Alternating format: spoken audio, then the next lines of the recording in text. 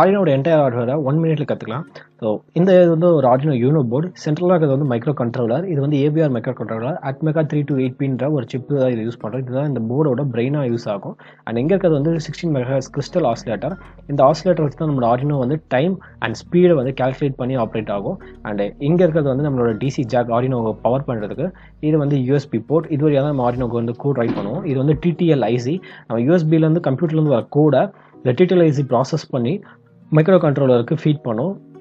So அதுக்கப்புறமா இதில் வந்து நம்ம கோட் வந்து எம்போர்ட் ஆகும். ஸோ இதில் மைக்ரோ கண்ட்ரோலர் கோட் எம்போர்ட் ஆகிறதுக்கு இந்த ஐசி தான் யூஸ் ஆகும். அண்ட் இந்த லைனில் இருக்கிறது வந்து நமக்கு வந்து 14 டிஜிட்டல் பின்ஸ்.